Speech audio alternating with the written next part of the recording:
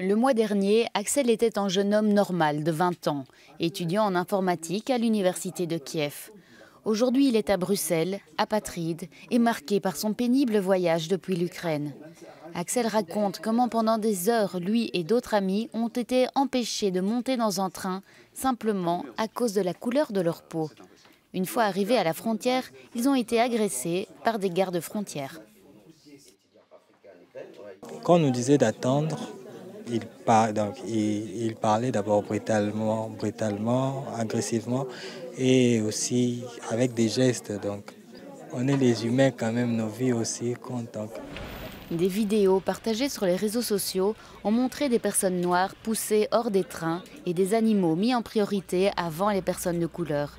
Cette discrimination ne s'arrête pas à la Belgique, car bien que fuyant la même guerre, ces étudiants ne bénéficient pas des mêmes avantages que les Ukrainiens dans le cadre de la directive européenne sur la protection temporaire. Il y a des Ukrainiens qui sont privilégiés et pourtant nous tous nous venons de l'Ukraine. Alors nous voulons bénéficier du même droit qu'eux.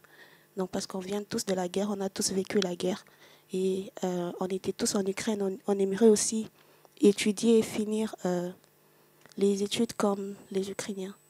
L'association locale afro-belge Change défend la cause de Ruth, Axel et 46 autres étudiants dans cette situation floue. Ils les ont récupérés à la frontière polonaise et leur fournissent des vêtements, un abri et des cours de langue.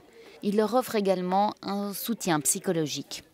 Quand ces jeunes me montrent et m'expliquent leur situation, je suis très triste et je me dis ok, ça me remotive aussi à continuer ce combat qu'on essaie de faire, ce combat justement qui sépare, qui crée des ponts et qui crée des connexions entre les êtres humains. Ouais. Ce combat va tout d'abord se concentrer sur l'admission des étudiants dans les universités belges qui les ont jusqu'ici rejetés. Qu'est-ce qu'ils vont devenir ici? Donc c'est l'initiative pour le soutien des étudiants étrangers qui fuient. Il fallait rentrer chez nous pour aller demander les visas pour y revenir.